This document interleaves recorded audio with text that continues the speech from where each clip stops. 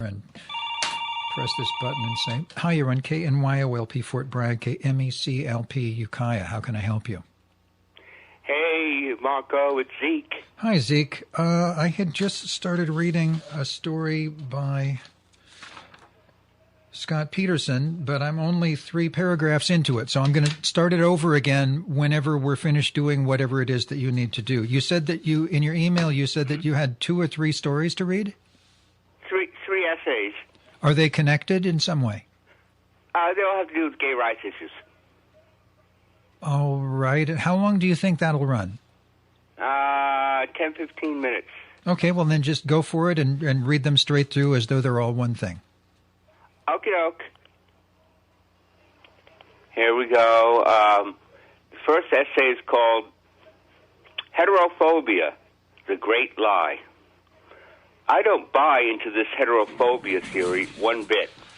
Any gay who does already reveals his own self-betrayal, hypocrisy, and lack of pride. To accuse a gay person of heterophobia or biphobia is like accusing a concentration camp survivor of Nazi-phobia. As far as the terms biphobia and heterophobia, they are invalid because non-existent.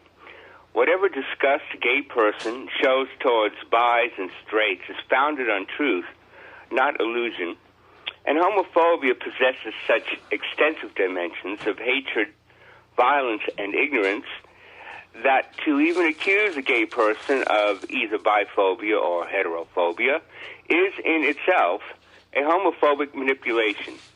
Biphobia is a crock, so is heterophobia. Homophobia, on the other hand, is real. A phobia is any unjustified fear or hatred.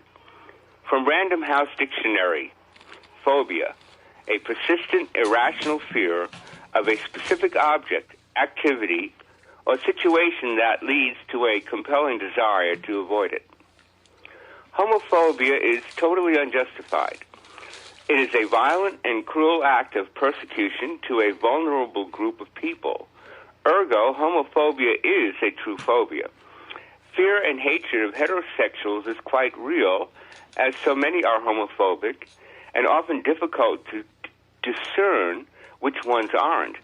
In our heterosexist society, no gay person can safely be himself or herself anywhere in our nation without the persistent threat of being murdered, beat up, job loss, housing loss, or a number of other horrible responses.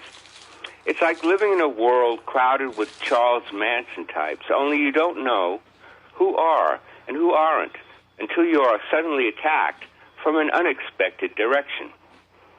I have met more than my share of charming, ultra-liberal heteros who have totally resolved any bigotry regarding racism, misogyny, anti-Semitism, and so on. They have all bases covered but one.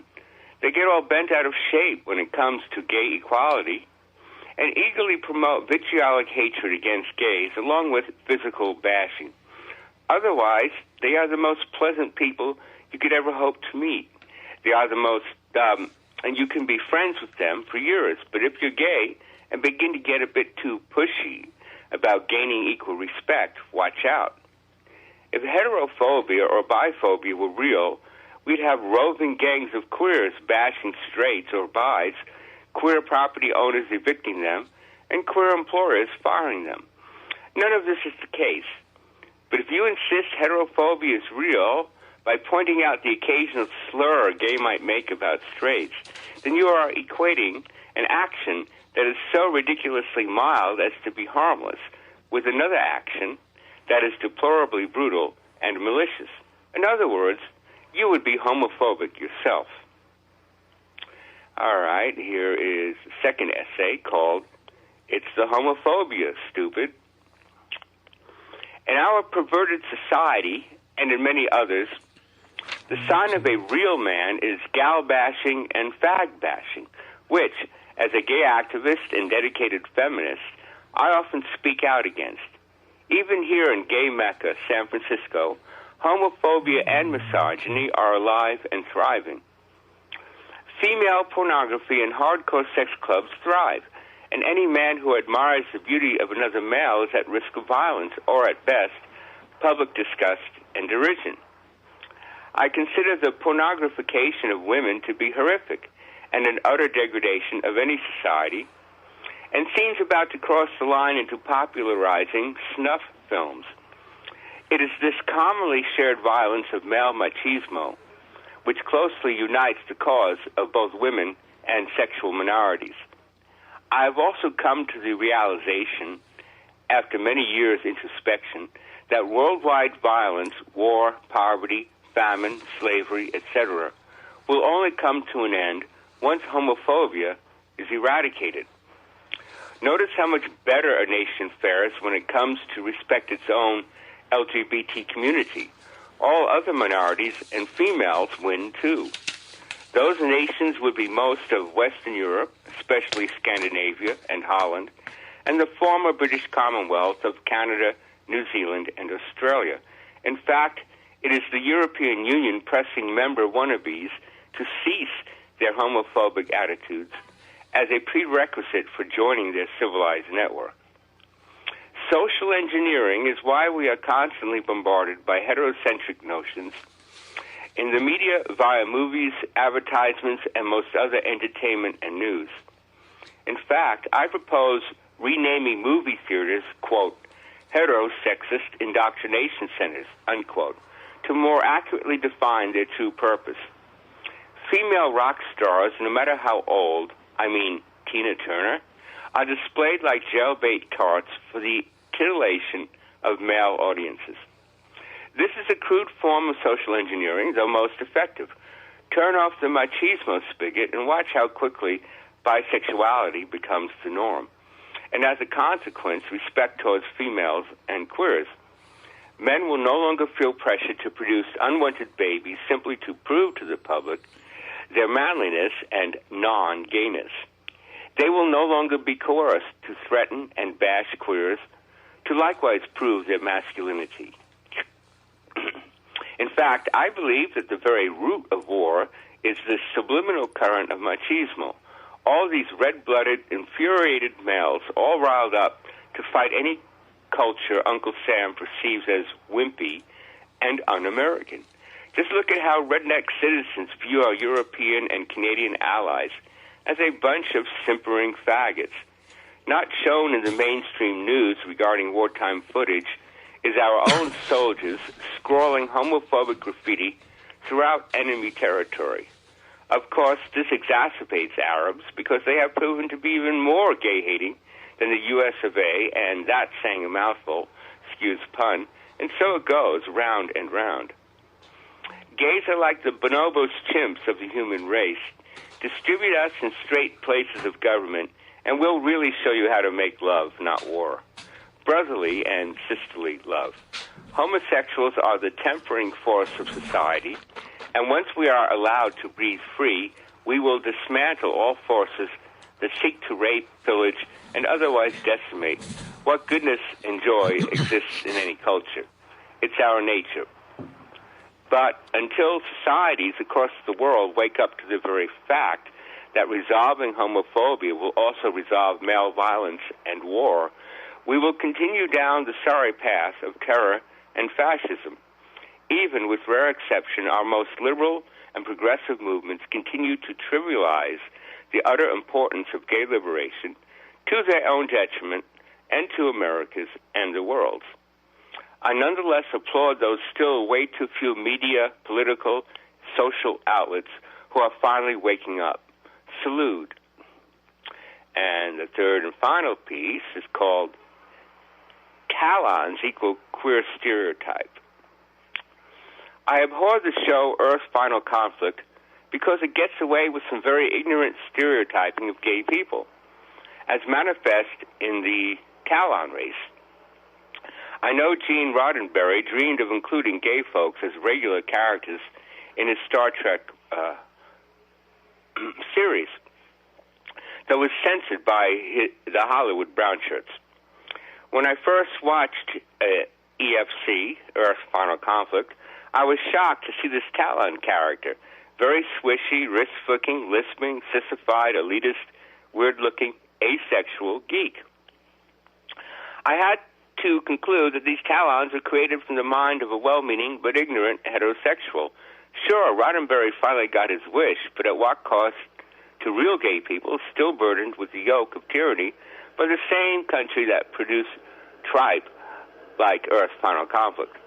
Here we have an alien faggot behaving like every good faggot should, in the eyes of dogmatic Christians that is, by not having any sex, and by defining them as asexual, the show could go on without the censor's interference, which would have happened if they were portrayed as outright homosexual. Of course, everyone knows the Taelons are silly queers, and in that way, and only that way, would the American public accept such regular gay characters. If I were a well-meaning but ignorant hetero sci-fi writer, I guess I could come up with the race of queers that, by virtue of being asexual, as the good Lord wants them to be, would evolve into these freaky types with enormous brains that resulted from all this unused sperm backing up the spine. Now, they would be put to use serving hetero mankind. These Taelon faggots are catering to every need of all the earthling, red-blooded hetero heroes, not a gay person among them. Again, the good Christian role of every queer is to not only be asexual, but a servant, a slave dedicated to the happiness of heterosexual relationships. Just like in that Australian film, Priscilla, Queen of the Desert, where some drag queens are stuck in a redneck town, enhancing the romantic lives of the hetero residents. Damned if they didn't assist the happiness of any gay person living there, which residents didn't even seem to exist. These Taelons are in no way handsome or robust heroes, as are the star characters, who are obviously American breeders.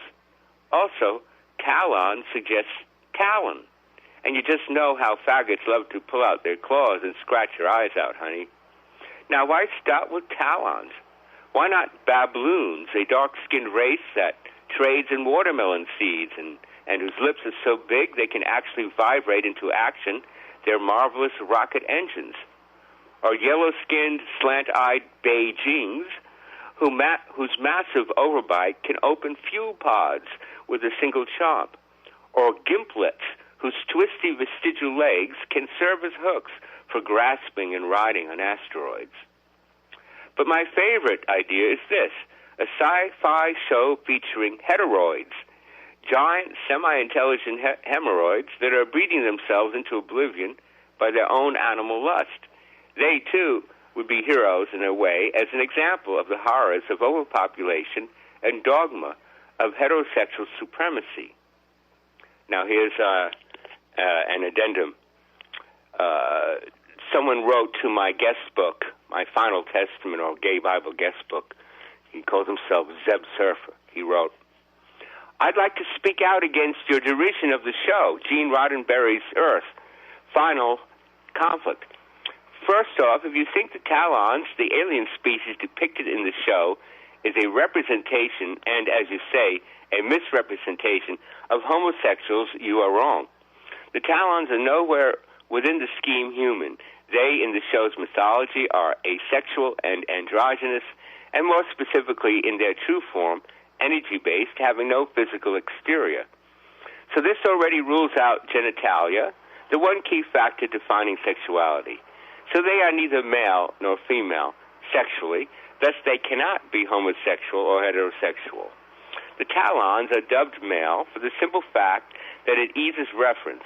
It superficially eliminates the need of considering them it. Why male may be the fact that you could probably be right in that the show tries to elevate the male gender. But this argument is geared more to women's rights than gay rights. To get back on their energy-based life force, the Taelons are in their long evolution attempting spiritual perfection, no longer needing or being inhibited by any physical factors. One fact could be that because they are asexual and also physical-less, they lack sexual drive. Without sexual organs, there cannot be sexual drive or even need of sex, thus not being either heterosexual or homosexual. And one question is to you. Where did you get the idea that they depict homosexuals? Every single Taelon shown on the show is played in real life by a female. The contradiction and attempt at females playing male-depicted roles is one problem that may support your argument of homosexuality. But being an avid fan of the show, I believe this wasn't the purpose of philosophy behind the show. And when you say that the Taelons are slaves to humanity, then I must say you haven't viewed the show, or at least in an unbiased way. Gene Roddenberry derived much of the show's essence in depicting how humanity would deal with an advanced alien culture and the roles and problems that may be encountered. This is what greatly drew me to the show. It is unique and focuses more on humanity than any other alien species. The whole basis of the show was to show that despite the Taelons' benevolent gifts to humanity, they have an ulterior motive to subjugate humanity, to save their dying race, and to fight off their enemies and genetic brethren, the Jaridians, by bioengineering, forced experiments, manipulation, subterfuge, and geopolitical exploitation. All these things are completely opposite to any slave or subservient qualities. Lastly, the most important argument would be the one that encompasses gender as a whole. We can all agree that sex is what's between the legs and gender is what's between the ears, i.e. brain. Wholly considered, gender doesn't truly exist, only sex. Male and female genders are subjective and psychological labels we see as a society as a whole have pinned on people. We came up with the idea that females are soft, sensitive creatures juxtaposed with males, the macho, dominant, in control of their emotions, hardheads. If that is true, would G.I. Jane be more male than female? Would the Amazon warriors of the ancient times be males in essence, although all being women? No, the inferiority complexes dubbed on females is groundless, and the societal label of males as sex-obsessed, unintelligent, foolish pigs is also just as bad. This leads into the argument of homosexuality, which, despite what is said, is pervasive, not in any negative connotation, in society, and has a long history extending as far as the beginnings of rational Homo sapiens, and is not cultured or imposed of only in America. It is said that if the world population was reduced to 100 people, 11 would be gay. Homosexuality exists among all people and places, but homosexuality exists exactly in the context it is limited to, sexuality.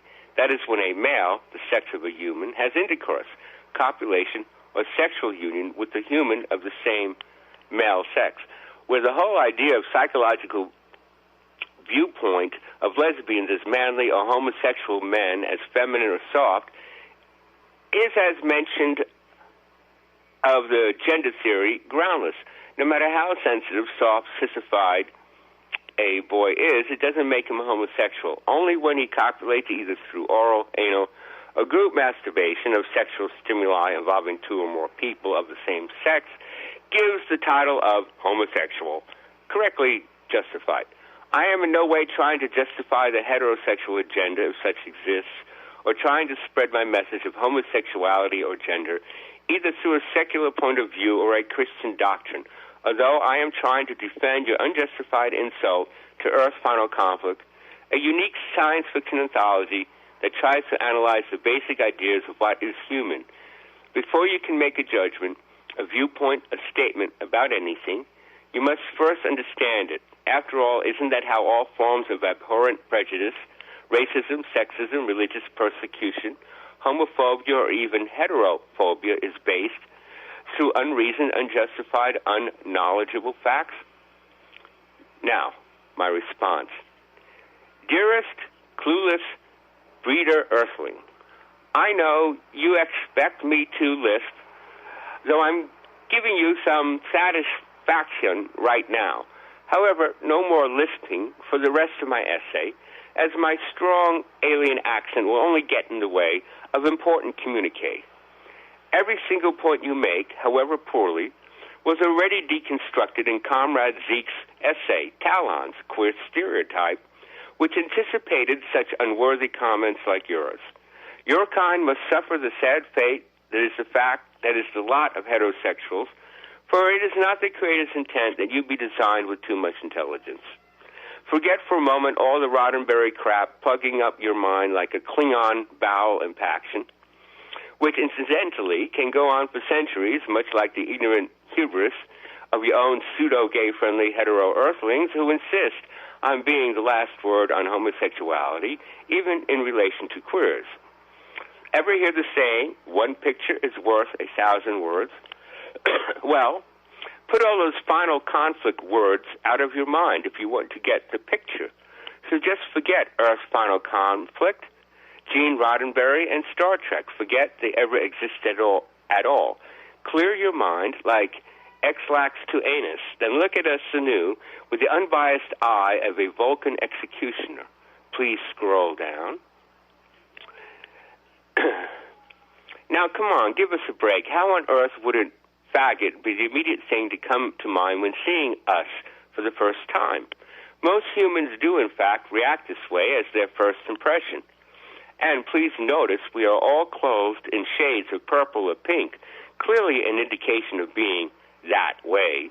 Do you think we were born yesterday?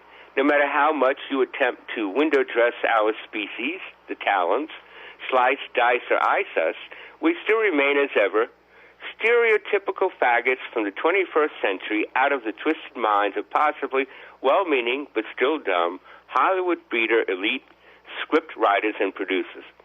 Even you, as much as said, we are women stuck in male bodies. How's that for an obvious stereotype?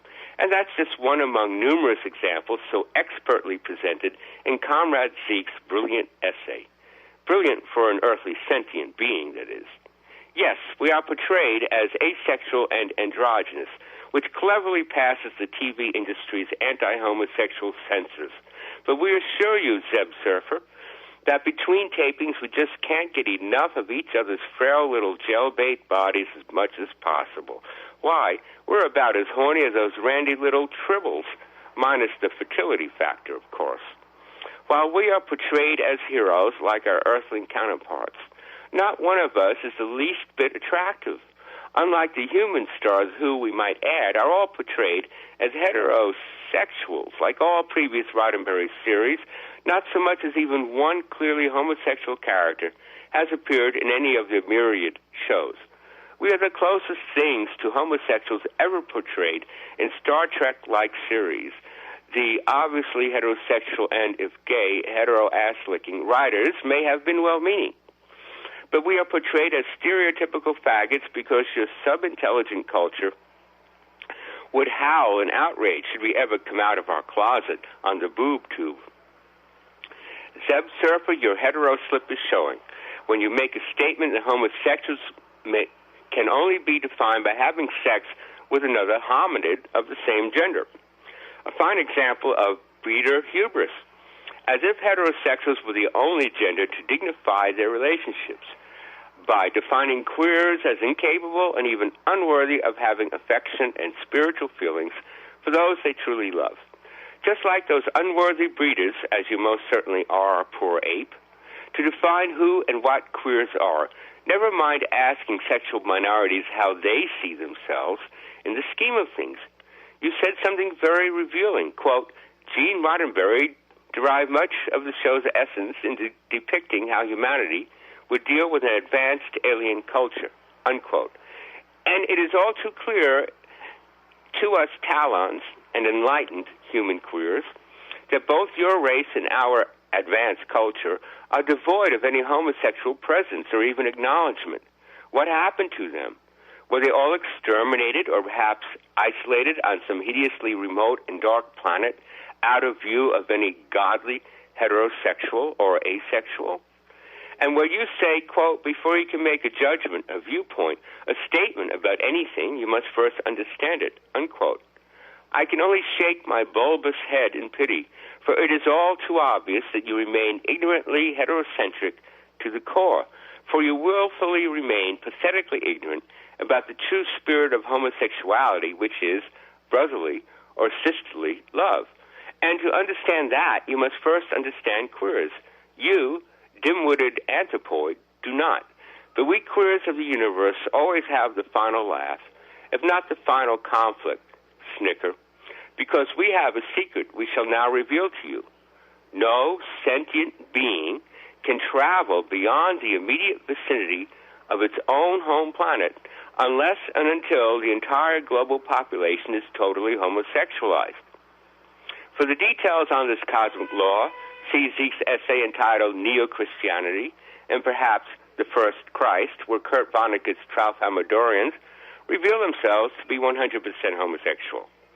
In conclusion, we can only wag our imaginary penises, which have been unceremoniously castrated by Roddenberry's disciples, and remark, quote, "Why wear the pink triangle when you look as faggoty as us?" Unquote. Signed, Ambassador De'An, Taelons Synod, North America.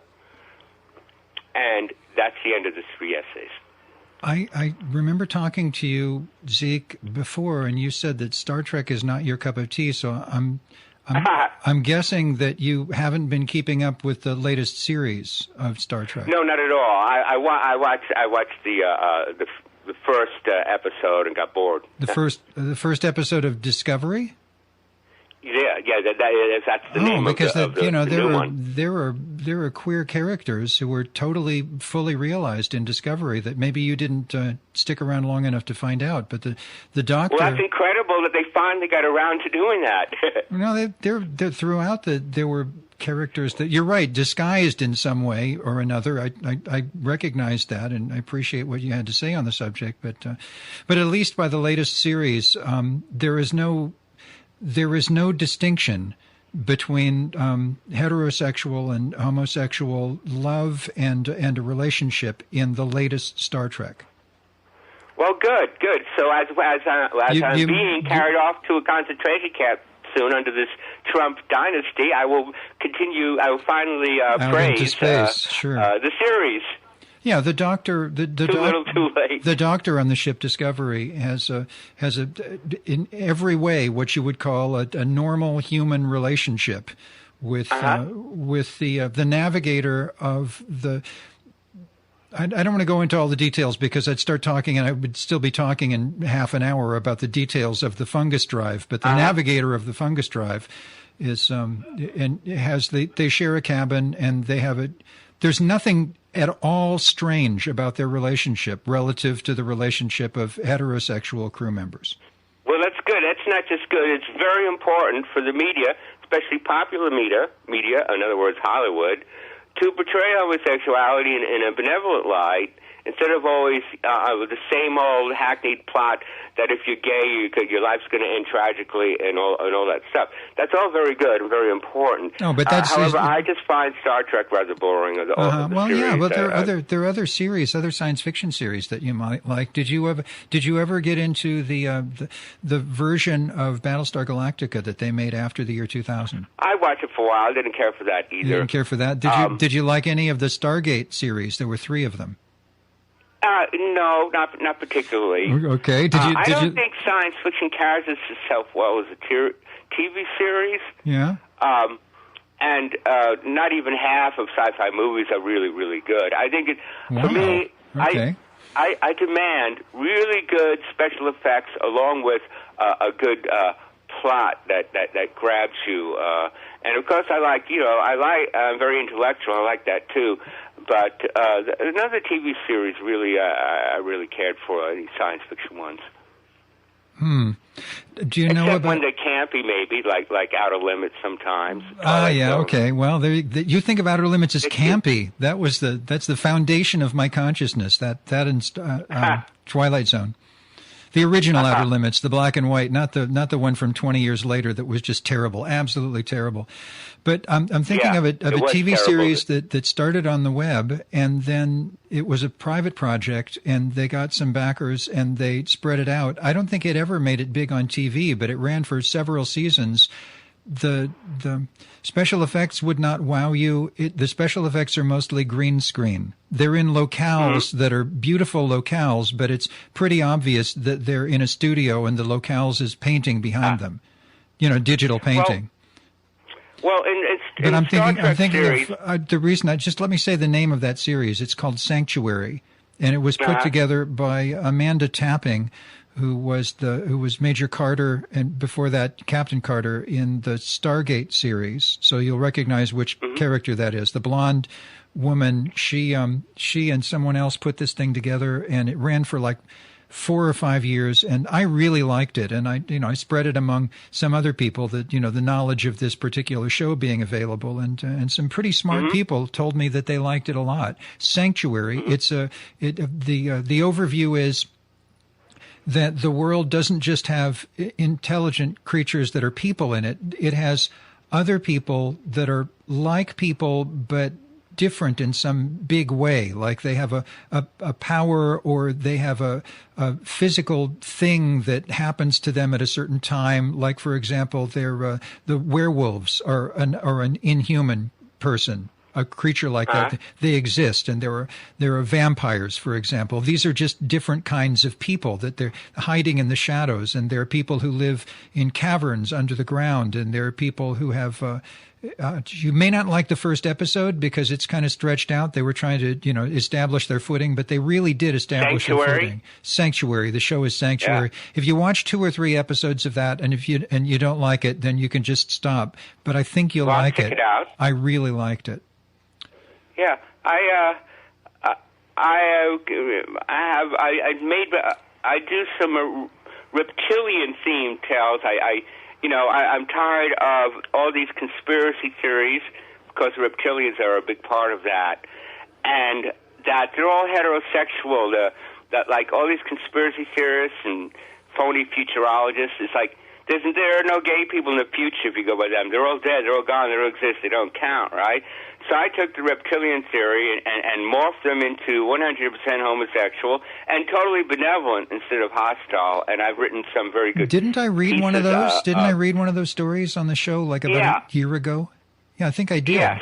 One of the longer ones. It was like a little book. Uh-huh.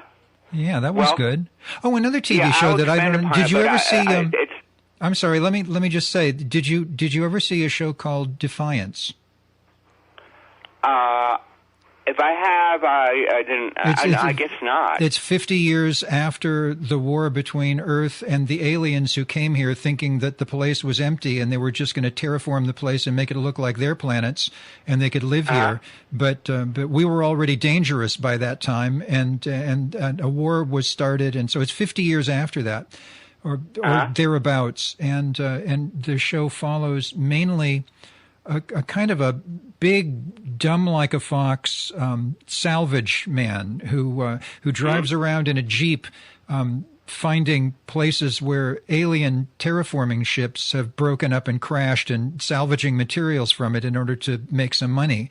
And he's raising a little alien girl that he rescued in the war. He was raising this little girl as his own daughter, and the relationship between Nolan, the man, and that little girl whose name is Lissa it's a golden father-daughter situation where she is really not just, an alien, like teenagers are all alien and who knows why they do the things they do, and they just hate you sometimes and they have ideas of their own about how to behave.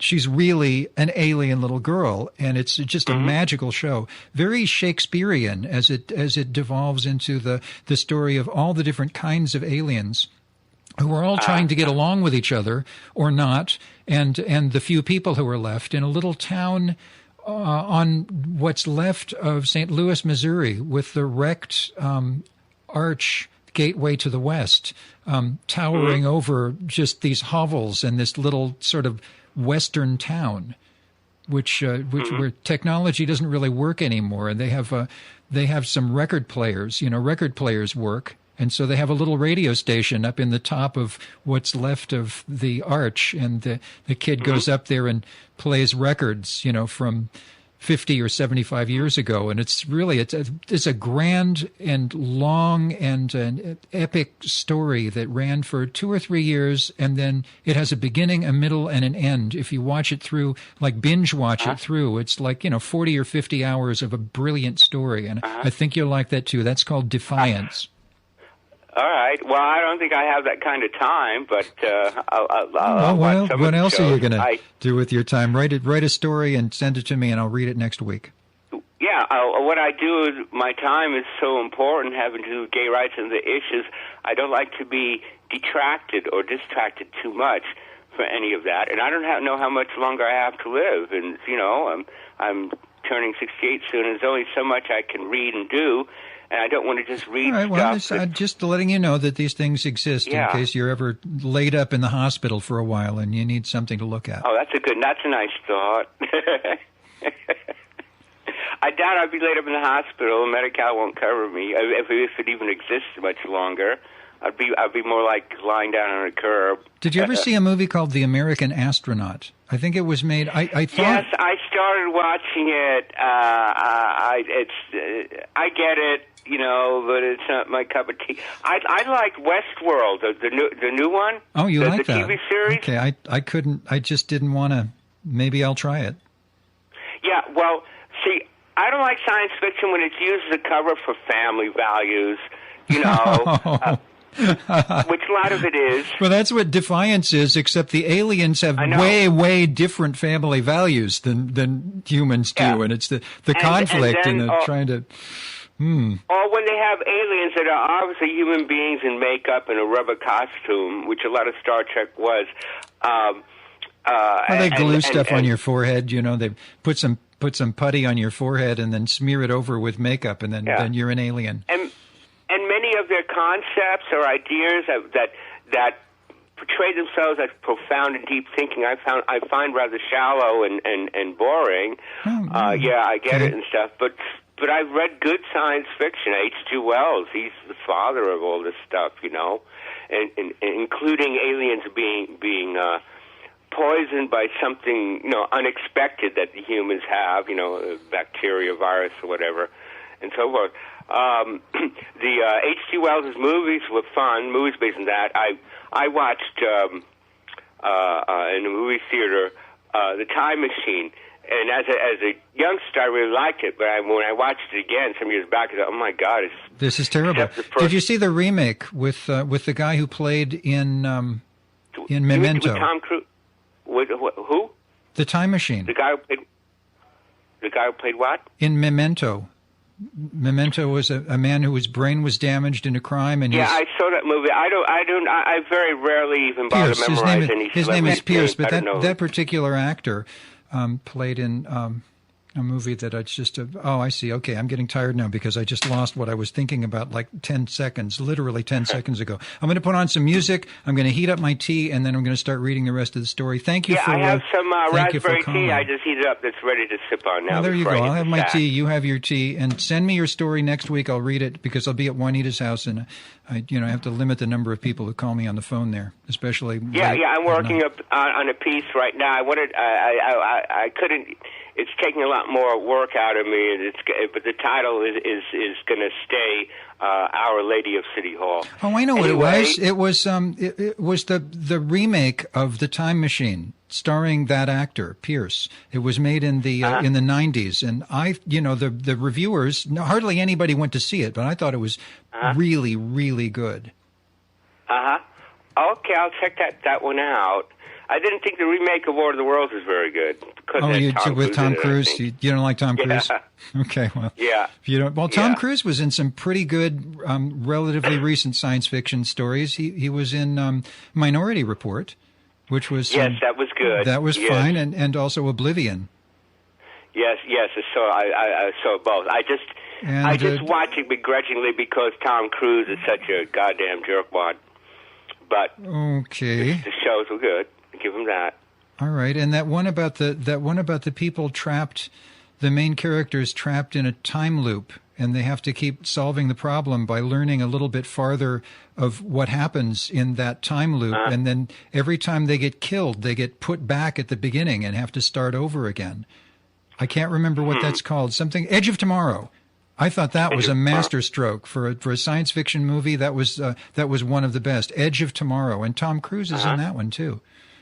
Well, I look forward to his final movie called The Edge of Senility. Okay, all right, well, that's going to happen sooner or later. We're all. I'll be watching it on the same edge. Remember what Morty said in Rick and Morty? Nobody exists on purpose, Summer. Nobody belongs anywhere. Everybody's going to die. Yeah, I know. It's quite I can't true. wait for, Rick and Morty is the best thing on television frickin' ever. And everybody... Especially in this Trump era. Everybody knows it, too. And you have to wait another year and a half for another new episode. That's almost too much. So I have some music to play from The American Astronaut. That was why I brought that up. Zeke, thank you for calling. I'll look for the next story you send me. Take care of yourself. Okay, thanks so much. Onward and upward. Onward and upward. Bye-bye. Bye.